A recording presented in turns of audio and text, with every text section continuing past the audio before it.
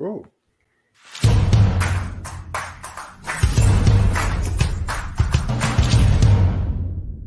Some may find the following disturbing. Discretion is advised.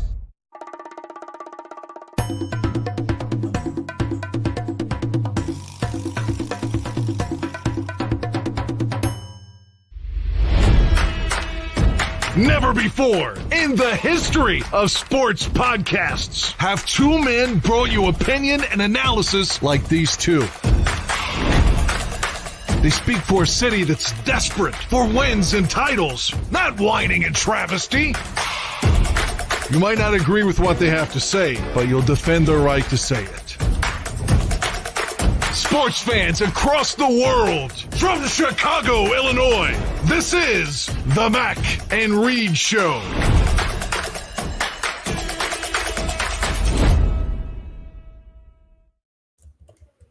What's happening, everybody? Welcome into another edition of the Mac and Reed Show right here on the Barroom Network. Welcome in. If you are watching on YouTube, feel free to chime in. We got a lot to talk about today. Follow us on Twitter. Follow me at The Real Evan Mac. Follow Ross at Ross Reed. And, of course, if you've missed any of the previous episodes, they are on Spotify, iTunes, wherever you get your audio-only versions, and they're on YouTube as well. But Barflies, welcome. Got some breaking Bear news here as the Bears have just extended Jaylon Johnson. It looked like he was getting the franchise tag, but now they went into talks, so we'll dive into his contract very shortly here and also break down the Bears trading for Ryan Bates, getting some help along the offensive line. Rumors around the number one pick a-swirling. The doldrums of this time before the draft. You know, we're watching the Combine. We'll get Ross's impressions there and the rest of the NFL news, as it's that time where there's not a ton of football news going on here. Talk about Dune 2 later on. Pumped to see that, of course. Surprises along the way, as usual. How you feeling, Ross? What's going on? We were just talking about Ross, and I, for one show, have less hair than Ross, I feel like, right now. Listen, we're getting there. We're good. Yeah, this is a process that's been going on since October, and so we got big things on the horizon from a hairstyle standpoint heading into the summer.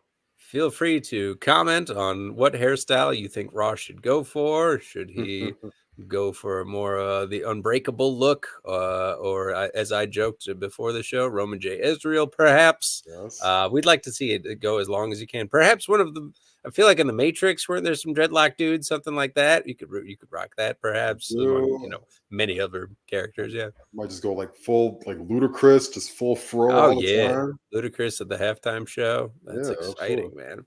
So, as I alluded to, the breaking news today is that the Foster cover said, I had hair once. I love it. The breaking news today, Jaylon Johnson getting the bag, man. 4 years, $76 million deal. That comes out to about $19 million a year. Very well-deserved for a guy who played at an all-pro level for the Bears. A really, in every sense of the phrase, a lockdown corner, and the Bears get their guy at the going rate for a corner, you'd think, for, again, $76 million, 4 years, locking him down. It's exciting when, you looked at the potential for the franchise tag, and if you tag him, another team has the option to match it, and you go back and forth perhaps. But now to lock him down and to build around Jaylon Johnson, the likes of Sweat and other players, top caliber players on this defense. Really exciting stuff, Ross. What was your reaction to getting that deal done? I thought it was great. I was hoping that they were going to get this deal done, as we knew the franchise tag was going to be at about $19.8 million. That was going to take out a fairly significant piece of the Bears cap space that they have once you factor in the rookies that have to be accounted for as well. This sounds like this is right around, high 40s, low 50s in guaranteed money, which is great for Jaylon. But most importantly, you get one of your young homegrown centerpieces locked up for 4 years. I think we've seen now between Montez Sweat and Tremaine Edmonds and other guys that Ryan Poles really is on top of these 4-year deals. He really likes these 4-year deals. He likes the flexibility for both sides to be able to hit the market again. I think most importantly for the immediate future of the Chicago Bears is you now go into early next week where free agency hits, And we don't have the exact numbers on the details yet, but I can promise you that first year, cap hit is going to be significantly lower than the $19.8 million. It might come out to about $16 million. Once you factor in the bonus structure, they're probably going to back end this a little bit. And every little bit helps in free agency this year when you have to spend. I think they're going to go big game hunting with one or two names on the list. They need to still get a veteran safety because you let go of Eddie Jackson. They still need a lot of wide receiver help. They might go fishing for running backs, might bring in another offensive lineman, even though they got Ryan Bates. But all in all, great day for Jaylon because he got paid. He bet on himself. And, he was a true professional, I think, throughout this all last year. The guy played 14 games. He had a career high 4 interceptions. To me, most importantly, even, with that, you start looking at his advanced numbers, teams when targeting him, only 55% completion percentage. They only targeted him 58 times, which is that's a pretty low number compared to his first 2 years in the league. As a rookie, he was 78 times. And then his second season, he was at 72 times. That's the kind of respect that you can't buy. Well, actually, the Bears just bought it. And the quarterback rating was 50.9 when you targeted Jaylon Johnson. He is the epitome at this point of a lockdown corner in the NFL. Agreed. And now it actually looks like a team-friendly deal when you look at what guys like Jair Alexander are getting paid and Denzel Ward. So kudos to both sides for getting this done, man. I'm great to see it. No question. 24 years old. He's entering that prime of his career. And like you spattered out those stats and just picturing him along, the young guys around him like Kyler Gordon and Tyreek Stevenson, who was a great rookie last year, Jaquan Brisker, all these guys just entering that young prime of their career. Really impressive. It's exciting. Ryan Poles, of course, said we're extremely excited to be able to keep Jaylon here for the next 4 years. He's an integral part of our defense, and his leadership will help our team continue to ascend. We want to thank Chris Ellison for helping get this extension done. Just really great, just thinking back to the 2020 draft when he was drafted, you really thought that maybe you'd have a good piece there, but the way he's grown each year too, and it's tough when you deal with that adversity, when you have questions at the coordinator position for defense and with the front office and with your head coach. Now you're getting some consistency. And this is a guy, again, between him and Sweat and a couple other guys on this defense where you can start to build around. Now, again, you talked about needs for the Bears. You're thinking about addressing pass rusher, but this is huge when you think about how paramount the cornerback position is in the league today with just the talent wide receivers. For other teams to throw to the other side of Jaylon Johnson is huge. And it gives him the confidence, when these guys get their deals done to go into now this 2024 season and play their asses off. And now he's, it really just lights a fire under the locker room too, to have a guy like that re-signed with the Bears. So very well done by, again, like you said, both sides. You can't say enough about it. Yeah, agreed. You hit it on the head with the locker room piece. These guys like to see the guys that they go to battle with, week in and week out to get rewarded and get paid. It sends a good message to a lot of guys in that locker room. And it's an investment for other players on that defense, right? We talk about, obviously, Jaylon Johnson is one of the premier corners in the league right now. But, remember last year you had a rookie in Tyreek Stevenson, and he started off kind of up and down, but he really came out of late. And now he allows you to keep him at that number 2 corner spot. You got a guy like Terrell Smith, who's probably going to play a little bit of nickel this year. He might play some safety spots as well. You still have Jaylon Jones. You've got Greg Stroman, who also gave them some meaningful snaps last year. You look at that corner position for the Bears, and it now turns into a massive strength on the team. It's one of the bright spots really for this team. So now you don't have to really go out in this offseason and feel like you have to fill a hole, right? And that's the biggest thing is you already have enough holes on the roster right now. You don't want to add to it, or you don't even want the stress of, is Jaylon going to be disgruntled showing up to camp? Is he even going to show up to camp? And he's like, he doesn't have to stress on his mind about, what's the future for my family? What happens if I get hurt? So on and so forth. We saw him last year kind of take a step away, not show up to camp, until a little bit later. He wanted to deal with some stuff out in Fresno. I see the comment here that Jaylon's going to be out at a golf event tomorrow in Fresno. the weight of his shoulders just has to just come off of him right now, knowing that he can just now relax the rest of this offseason and get his mind and body right, knowing that he's locked up long term. And now the Bears can go out next week and fill in other pieces and holes without having to worry about, where that cap hit is at and whether their number one corner is going to show up to camp or not. As much as the number one overall pick and the future of Justin Fields is the big storyline this offseason, this was just as important for this Bears team's future success, for the defense, of course, too, and then the entire team. So to get it done this early on, we're about a month removed from the NFL season with the Super Bowl. It speaks volumes to, again, the way that Ryan Poles' regime is just making all the right moves, seemingly. I feel like, we'll see again with the rumors swirling about the number one pick if the Bears could potentially trade it, because they're definitely keeping their ears open to that potential. And it again goes back to Justin Fields' availability. But to Jaylon Johnson, it's great to see that, you've signed him up and a vet at linebacker, Tremaine Edmonds. We talked about Montez Sweat, who's the highest paid player on that defense with the $98 million 4-year contract for the Bears. But it's really striking while the iron's hot. It's funny with Eddie Jackson leaving. I think after he got the bag, his play suffered a little bit, but I don't want to compare the two at this point because Eddie was also just on the heels of that injury, I feel like, going in that playoff game where he didn't even play. So you don't want to compare the two, but good for Jaylon Johnson. It's exciting again for him to get this news and really just have this entire offseason to prepare and then see, you figure these guys will be very vocal too with recruiting other players into the team now. But it was not the only move that was made this past week. It just certainly broke today and is the big headline for the Bears, but of great importance too. I think, this is a guy that the Bears had their eyes on for a while with the Buffalo Bills, who was paving lanes for Josh Allen and company. But Ryan Bates was traded for by the Bears, gave up a 5th-round pick for him. He's 27 years old.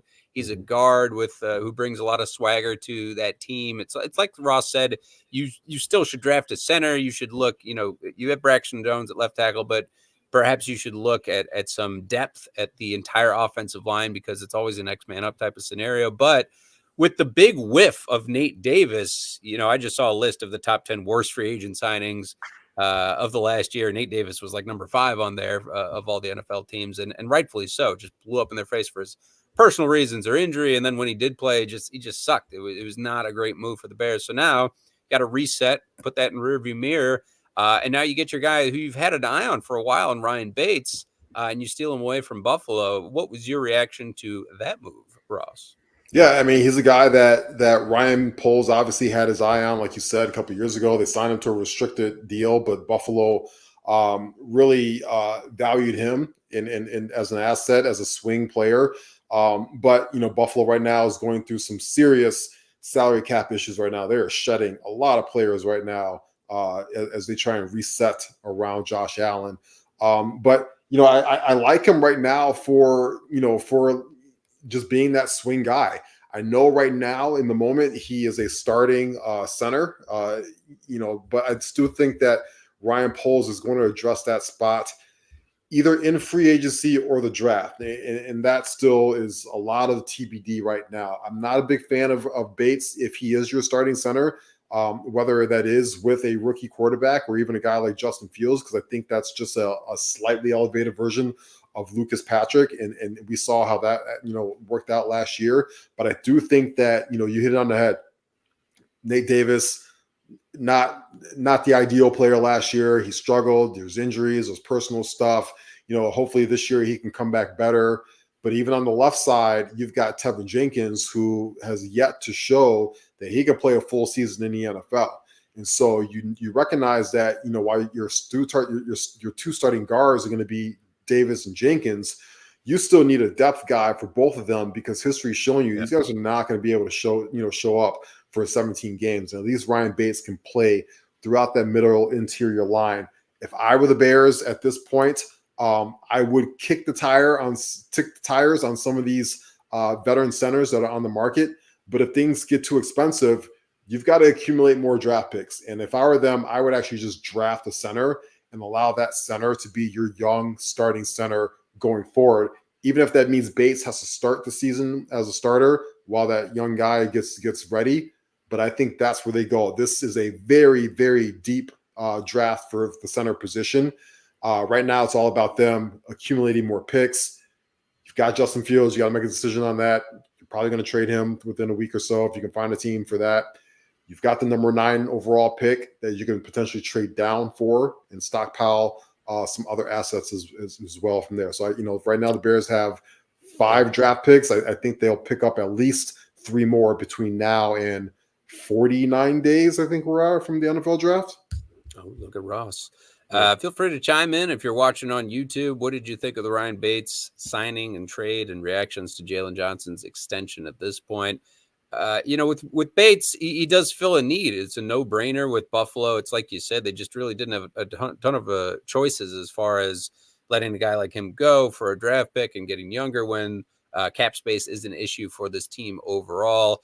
I do need to see them draft a center or more interior lineman. I think, still I'm not entirely sold on Braxton Jones, but, him staying healthy is huge.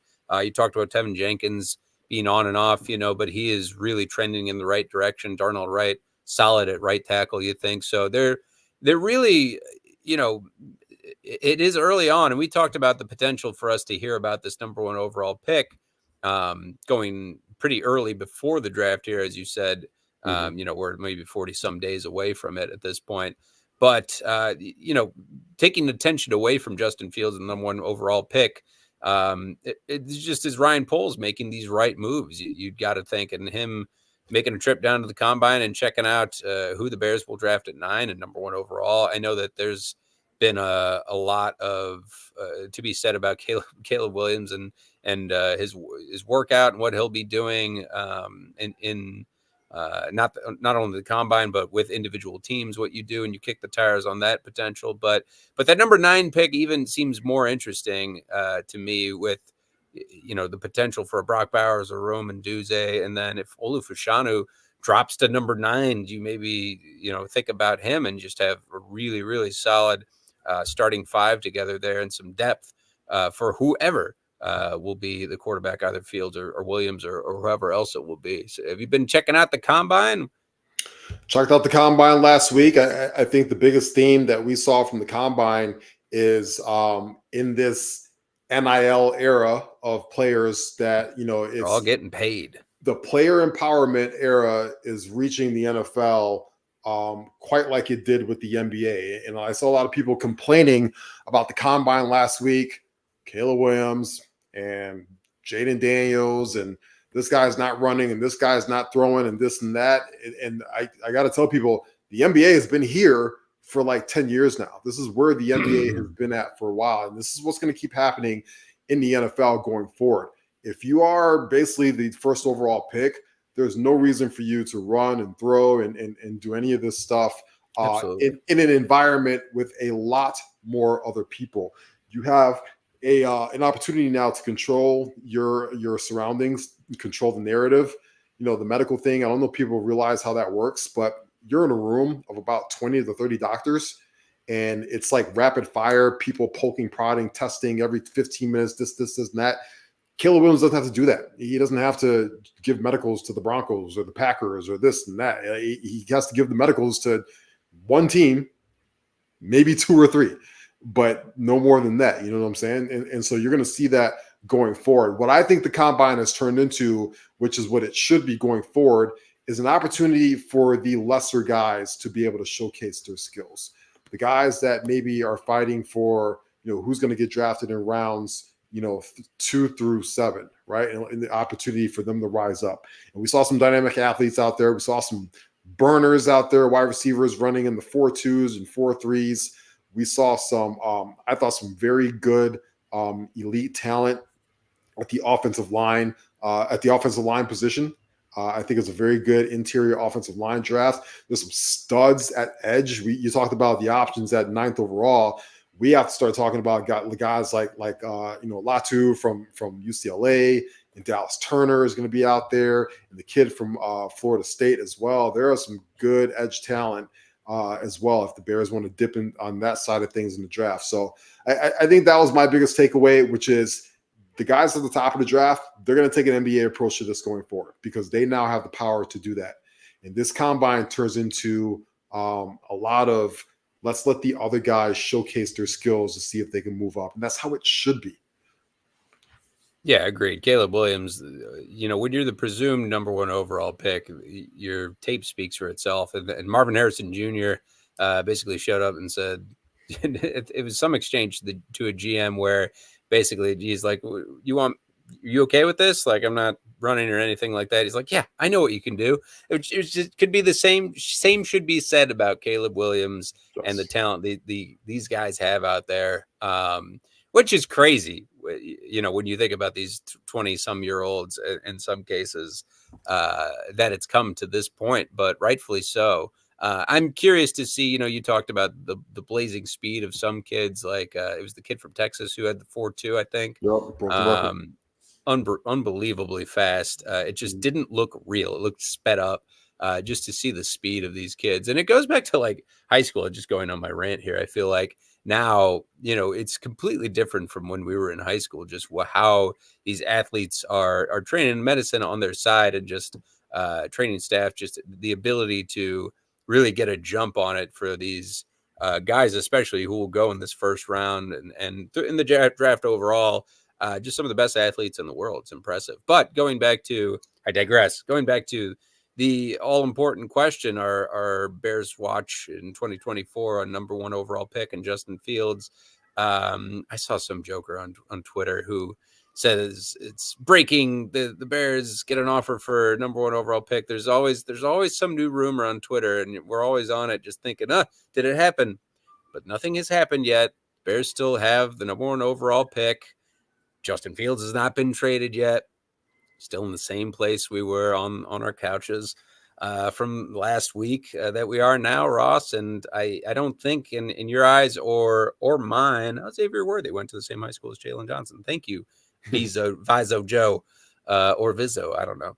But yeah, Ross, I mean, has your opinion changed on that number 1 overall pick or any of this talk about the potential, if they can't move Justin Fields, then where does that leave you? Potentially keeping Fields and then drafting Williams, I would suppose. What do you think? Yeah, Al, the first part first, I have not wavered. I actually think I've become more entrenched with the fact that Caleb Williams will be a Chicago Bear with the first overall pick, come when that time comes. Everything you see from him, everything the way he comports himself, in my opinion, I'm actually a big fan of his. I don't see the criticisms and the critiques. I think are very misguided, and but that's a whole different conversation for a whole different day because I think a lot of it is he's disrupting the status quo, and we've seen that before with athletes. I hearken him. If you ever seen different sport, but I made a comparison. If you ever seen the David Beckham documentary that's on Netflix, I haven't seen it yet. It's awesome. A lot of similarities, in my opinion, between the two guys. It's especially with the whole father thing, stuff like that. I kind of thought the same thing about Serena Williams. Obviously, different sports, but very similar to me. On the Justin Fields thing, I'll be honest with you, it's looking bleak right now for a trade partner. Pittsburgh looks like they're pivoting to Russell Wilson. Atlanta is kicking tires on Kirk Cousins. Tampa Bay is trying to bring back Baker Mayfield, right? Patriots are trying to figure out what they're doing. I'm struggling right now to find a home for Justin Fields in the trade market as to who is going to want to, actually go, cough up some capital to go for him. I still think there's a lot of Atlanta buzz that should be out there. It really comes down to what happens with Kirk Cousins. The thing is, we're going to be able to find that out basically by this same time next week. And so I do think that while I think the Bears would have liked to have had Justin traded by the end of this week, I don't think the offer that they wanted is out there right now. But I do think that more teams can and will come to the table after wave 1 of free agency. Most importantly, we need to find out what happens with Kirk Cousins, Russell Wilson, Baker Mayfield. Those are the 3 big names to drop right there. right? And then all of a sudden, there's some other teams that start coming into play. Maybe Atlanta needs a quarterback. Maybe it's Tampa Bay because they lost Baker Mayfield. What does Denver do now? Do they run it with Jarrett Stidham? Do they find something else, anything like that? So there are some sleeper teams that I think are out there for Justin Fields. I would not put it past the New York Giants, who I think are very much done with Daniel Jones to kick the tires on Justin. I think that Brian Daboll would love to run an offense with Justin Fields out there. But right now, I think this same time next week, it'll be a lot more crystallized as to if Justin's still on the Bears, where he potentially will go, what that deal looks like, and then we can all turn the page forward and focus on who's going to be the first overall pick. Right now, if you go on FanDuel, Caleb Williams to the Bears is like minus 1,000. It's not even bettable at this point. And it just doesn't make any sense. These rumors are just that. There's just no conceivable haul where both sides, I mean, the Bears would have to have something unbelievable to potentially move that number one overall pick. It just does not seem possible. Justin Fields' value aside, and you feel bad for Justin Fields because you've seen some talent there. And you'd like for him to be utilized somewhere in some landing spot, should you would hope materialize based on all the prospects we talked about, and whether it be Atlanta or LA or some of these outlying teams. I mean, just look in the division too, maybe the potential's there. But yeah, Kirk Cousins, that domino needs to fall as he's, that top free agent quarterback out there. But coming off a brutal injury too. So it's a tough market when you see, likes of Mitch Trubisky getting signed with the Bills now, making moves. But there's not a ton in free agency other than what we talked about. I feel like Jaylon Johnson really making the biggest headlines as far as free agency is concerned. We know that there's a lot to be determined between now and the beginning of the 2024 season. There's a lot of Chris Jones. We don't know what's going to happen with his contract, and there's a lot of edge guys with potential, and it came down to the wire. Look at last year with Yannick Ngakoue going to the Bears at during training camp. So some of these guys we won't know for a long time, but we will keep you posted here on Mac and Reed for sure. Any other Bears or NFL news that you're hot on right now? No, I just think this is the calm before the storm right now. So this is the weekend right now. I think you're going to see some other deals kind of wrap up a little bit. I think you're going to see some minor deals. Yeah, listen, the market right now, there are a lot of free agent safeties that have been, that have hit the market right now. A lot of veteran safeties, good players have been released. So this is where kind of the market gets saturated a little bit over these next couple of days. And then you see a lot of guys seeing that and they start reeing up maybe for a little bit less than what they thought, because it's not, the market doesn't dictate where they are. I saw safety today re-sign for Jacksonville for a little bit less than what he thought. That's going to happen right now. So, there's going to be some guys re-upping. There's going to be some guys getting released, some surprise names. We see it every single year. We saw, Simmons, an all-pro safety for the Broncos, get released today. That's a big surprise right there. Those things are going to continue to happen. But this is the calm before the storm. On Monday, the real show begins. That's the legal tampering period that kicks off. We're going to start to see some heavy moving, shaking. And then, of course, 2 days later, by the time we do a podcast again, the official start of the season is underway, and we'll be able to have a lot more clarity on what's going on, at least with wave one of free agency. Right. I'll throw one name out there that I think the Bears could realistically sign. That's a big name. I think they could go hard and heavy on Christian Wilkins, defensive tackle for the Miami Dolphins. Slam dunk. It will be a massive signing for them. I think if they are going to go into the deep end early in free agency, that would be a guy that I would keep an eye on. Nasty. I was just looking at all the top tier free agents that are out there. I'm very curious to see. I don't think the Bears. I know Josh Jacobs was asked about his free agency future, and he said he'd love to go to the Bears. I don't really particularly want him in a Bears uniform. No, thank you. But of these, exactly, yeah. But of Derrick Henry, Josh Jacobs, who was I just looking at? Saquon. You know, these guys, their future is up in the air at this point, but it's really these defensive guys that the Bears have to have their eyes on. Daniel Hunter in your division, if you could get him from the Vikings, goodness. I mean, there's still a ton, you know, with the expansion of the cap space throughout the league and with the Bears having already been really savvy with their cap space so far. It's really looking good, you know, again, with circling back to Bates and Jaylon Johnson, good start to free agency. You'll got to keep it here. We're on the Barroom Network and with Mac and Reed as we keep tabs on the moving of the number 1 pick and Justin Fields, of course. But moving on, let's talk about you teased it, Ross. We'll do a complete 180 here. But Schoolboy Q came out with his new album here, and and I was a big fan of it. I got to give it another listen to. But yeah, what were your thoughts about this? You know, it's been so long since he's had a full album. It really caught me off guard, but it was great. Features were great. I mean, the production on point. What'd you think? I thoroughly enjoyed it too. You know, a huge Schoolboy Q fan. Love the last album that he had. This to me reminded me a lot of, you're starting to see that progression into hip hop. You know, we of course have talked ad nauseum since you and I have had a show about Kanye West, but you really start to see his imprint on a lot of where hip hop is at today. A lot of Schoolboy Q album has got some soul samples and some heavy kind of drums on there, but then he kind of switches it with the synthesizer. You kind of get that Kanye Travis Scott sound in there, and he kind of blends the two. You know, we talk about a lot about how hip hop has gone with these songs to, you know, the 2 different beats from 2 different producers on one song and stuff like that. But I was a huge fan of the project. As soon as, you know, to me, the album really kicked off, you know, that Rico Nasty song, you know, in track 2, Pop, was just absolutely amazing. You know, Freddie Gibbs, Ab Soul from a lyricist standpoint, right? You know, those are 2 guys that we love. He's got Childish Gambino on there as well. So Freddie Gibbs just he's on a tear right now. Peaking right now on a tear after the Back to Me on Vultures. Yeah.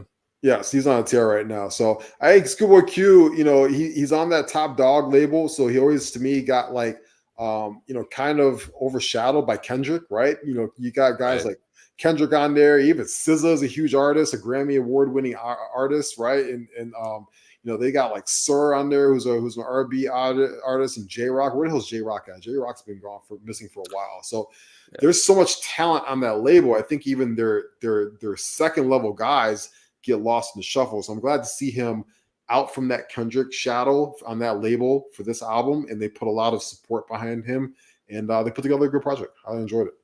2024 off to a good start. We got A$AP Rocky with an album in the works coming out soon. Baby Keem, who had a great debut album. Kendrick's cousin, your boy Future, he should be coming out with something pretty soon. Metro Boomin, man. Metro Boomin, one of the best producers out there. Lil Yachty having a project after his weird Dark Side of the Moon type of album, whatever that was. And then we'll see if Ice Spice can keep it going. And Drake just continues to Ross, impress as far as his rap credentials and putting himself.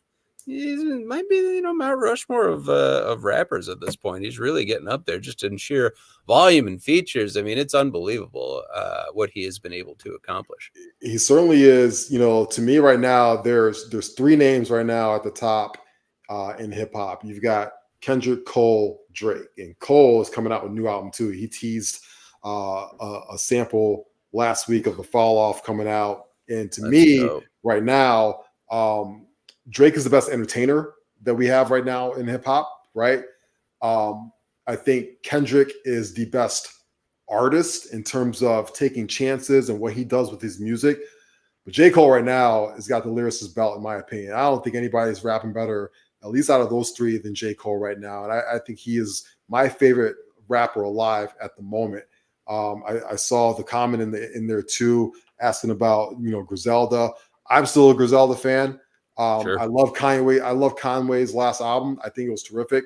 The Benny album was a little bit disappointing to me. It's his first album on Def Jam, and I think you felt the commercial feel of Def Jam on that album, which, you know, those guys are very street, gutter, you know, Buffalo centric.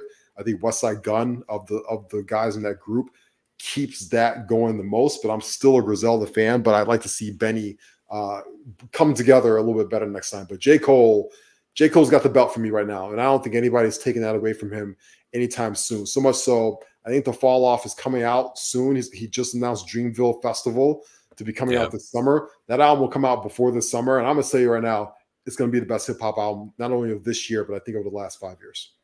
Whenever it comes out, the top guys stay the top guys. Kendrick, even just coming off his last album and really not going to tour or put out a project for a while, I would think it's going to be. And I wonder when he will come back with some music. It baffles me, but that's just kind of how elusive he is as a talent. And then J. Cole and Drake putting out stuff constantly, and then the guys who are like nipping at their heels, just the youth that's out there right now. I'm curious to see what Jid comes out with his next project. And Freddie Gibbs, who we talked about, who had the lyric of the year so far on Back to Me, a verse of the year on Back to Me, on Kanye's album. And when's his next solo project going to come out? And for that matter, when's his project with Madlib going to come out? The sequel to Pinata. But great for music right now. We've talked about that at length. Let's talk about Dune 2, Ross. And that has hit theaters. And if you like sci-fi, you're going to enjoy this. I watched a little bit of Dune, the part 1, Dune the first, if you will. And just such a great cast, and how they're adding Austin Butler and Florence Pugh at this point. And just visually, like, this is made to be seen in theaters. And I won't be seeing it in IMAX, but I'll see it in theaters. Exciting, and Timothée Chalamet really just peaking at the right time here. But just this cast you can't say enough about him. And I saw that Josh Brolin's hosting SNL this Saturday, and Josh Brolin's just a treasure. He was great in part 1, and I can't, he was Thanos. He just continues to add on to his great catalog of movies and TV that he has been in. Just stays winning. But Dune 2, when you seeing it, what are your expectations, Ross? I saw it last Sunday. You saw it right in the first weekend. Weekend. Had to see it right away. I rewatched the first one last Saturday because there is a lot that you need to digest, not just the spice that everybody's fighting over, but there's a lot to remember from the first film. And then I watched the second one last Sunday in theaters on a beautiful big screen, sound, and it absolutely blew me away. It is the most beautiful film I've seen in the last 5 years. Denis Villeneuve, he's the director. If you're not familiar with his work, he's done Sicario, he's done Arrival, he's done Prisoners, obviously Dune 1. This guy has got a lot of big movies underneath his belt, a lot of beautiful movies, and you could tell that it all came to fruition with this movie. It is absolutely incredible what he did. You hit it on the head. The cast is absolutely amazing. Chalamet is like he's going to be the new Leonardo DiCaprio. Like he's approaching that level right now. But you've got Zendaya, who is, of course, one of our huge stars in the movie. Florence Pugh is in the movie. You mentioned Austin Butler coming off of the Elvis movie and the Once Upon a Time in Hollywood, the Quentin Tarantino movie. Rebecca Ferguson is in the movie. What's his name? He's forgetting I'm forgetting his name right now. Christopher Walken. Christopher Walken is in the movie as well. You talked about. I didn't even know that. yes, he's in the movie as well. So you talked about Josh Brolin in the movie. Javier Bardem is back in the movie. Bardem, yeah. Yep, just an outstanding cast, outstanding movie. You got to make a third one, Denny. Please make a third one. And as we approach the Oscars this weekend, remember Dune was supposed to come out last year, but it got pushed back because of the strike. I can promise you, Oscars 2025, just like Oppenheimer is like doom, doom, boom, boom, boom this year, Dune is going to be boom. You're going to see Dune nominated for a solid 15 Oscars. It's what I compare when Lord of the Rings Return of the King came out, or when Star Wars Empire Strikes Back came out. It's that kind of sequel for a franchise film. I know Return of the King was the third one, but that was the pinnacle of that franchise. Well, it's like you said, it feels like that is the hype, and Dune 1 was great. Part Was 1, I very think, good. too, also deservedly should have been in, you should have seen it in theaters, but, Mhm. if you got a nice home entertainment system at home, nothing wrong with that, too. But now capitalizing off that success, just adding to the cast, adding more star power, keeping Dennis, the director, the sound, everything that goes around it, and for again, when we talk about being very CGI heavy, this is still very tastefully done. It's sci-fi for sure, but there's a lot of you look at the makeup that Skarsgård had to Skarsgård. go through to be Yes. in that fat suit. It was just fucking crazy, taking 8 hours to get in that, Austin Butler did the same and of thing. course Austin Butler's makeup too. Yeah, it's You hit bananas. Yeah, you hit it on the 4D. head. What I was about to Yeah. say is this is not CGI heavy. I mean, obviously they got fucking sandworms and spaceships and stuff like that. That stuff is CGI heavy. But he still shot this movie in the sand on location in Iran, I believe he shot it.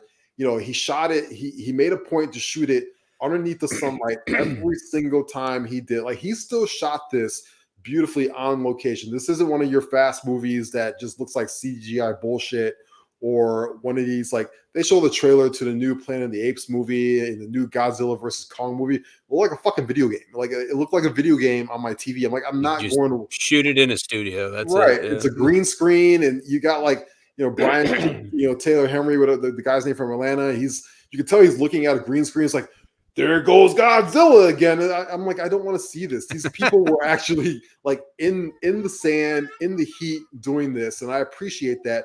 Make real movies in real environments, please. Even if it is an epic, movie that's supposed to take place a century in the future, with different planets fighting over cinnamon.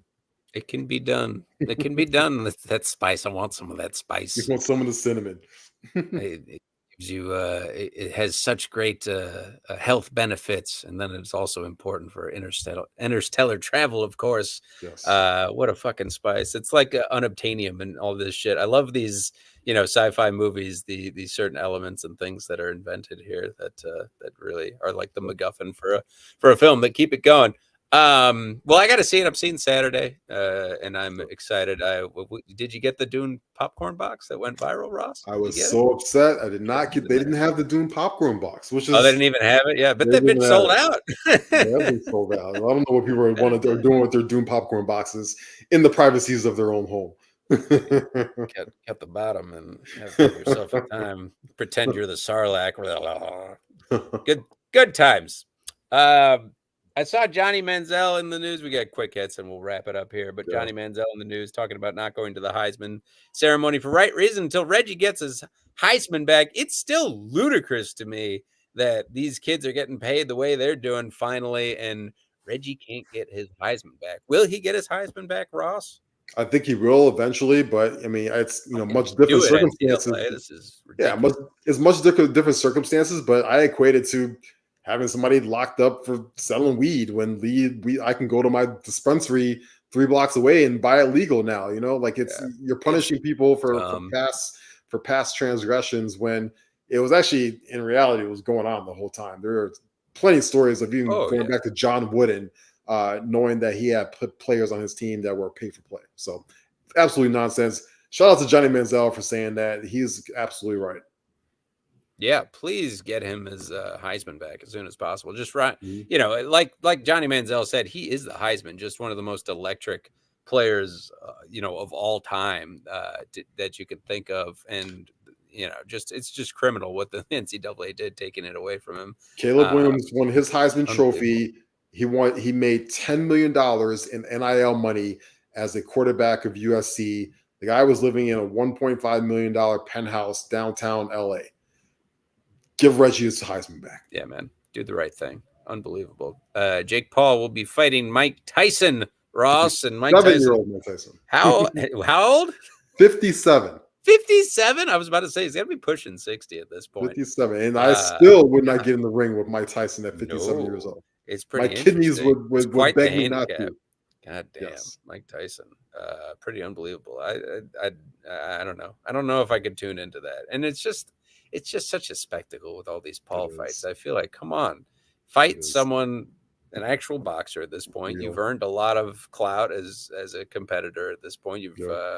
You've been classified as a pretty solid boxer, but you got to get the bigger opponents. You can't be fighting old men in the ring here. Mike Tyson shouldn't be fighting either, but it's such a big payday for the both of them. Who was surprised? This is where boxing is headed now. It's turned into basically WWE. It's turned into like this big exhibition spectacle where you don't know, what's real and what's not real. And, at this point, if the combat sport that's taken over is UFC. It's MMA and it's UFC. That's where this is headed. I do miss the old days where boxing and a big heavyweight fight actually meant something and was the spectacle that we all cared about. But those days are long gone. Yeah, I mean, the closest we got was Fury and the Bronze Bomber. I feel like that's and even that just didn't really hold up. You just feel like Vegas intervenes and goes to the scorecard. It's a long way from Tyson's days or of course Ali's days. But what'd you make of Eberflus and the what was I just looking at? Eberflus was sitting next to him, on the floor. LaFleur taking in a basketball game, a college basketball game together. What do you think they were talking about? Secrets? They were just talking. I don't like it. Talking about the kids and stuff. Matt Eberflus's daughter is looking to go to Marquette. I saw people in the comments like, why does she go to Illinois or Champaign? I don't think people realize when you live close to Lake Forest, that's actually much closer to Milwaukee than it is to Chicago, and certainly a fine school too. Who closer cares? to Champaign. Absolutely. So I think they were just, shooting the shit. Listen, I think people would be surprised how many players from rival teams and rival coaches really meet up and talk shop and stuff like that. There was a great podcast a couple of years ago with guys with Sean McVay and Pete Carroll and how they would talk shop. And so this happens a lot more than you think. Yeah, I suppose. I still don't like it, but I do like. I like that Eberflus is seemingly enjoying a little vodka soda there. You got the glow up, you got the nice fade. He's he's got to compete with LaFleur. He probably just got the haircut just because he knew he'd be sitting next to him. Yeah, listen, man. Eberflus is looking good, man. He reminds me of what was that one movie with Steve Carell and Ryan Gosling where Ryan Gosling took Carell out and fixed him up with the clothes and brought him to the bar and stuff like that. That's what it reminds me of. So. Good glow up over the offseason from Matt Eberflus. Hopefully it translates into more wins on the football field, or else you got to shave the beard. Ooh, you're right about that. I'll end with this, circling back to Jaylon Johnson news. Adam Schefter tweeted, the Bears went from dealing with Jaylon Johnson's trade request at the deadline last season to reaching an agreement with him on a 4-year deal today. Quite a change and a testament to the time that was put in to salvage the situation and a positive way to end. And the Ryan Poles era that we're at right now. Stay tuned, Bears fans. We have a lot to unpack as we get from March into April and the rest of this offseason. Thanks to everybody for watching. We got a ton of people watching today. Thank you to all the Barflies. And shout out to Tooch, the VIP. Follow him on Twitter for all sports gambling tips and all that. Ross as well, at Ross Reed. Follow me at The Real Evan Mac. I don't tweet, but I will be on Twitter. And of course, you can get the audio only versions of our podcast on Spotify, iTunes, and subscribe, tell a friend or two, share it. We will be back probably Wednesday or Thursday. We'll let you all know. But for now, we say deuces. Everybody be good to each other out there. So long. Peace.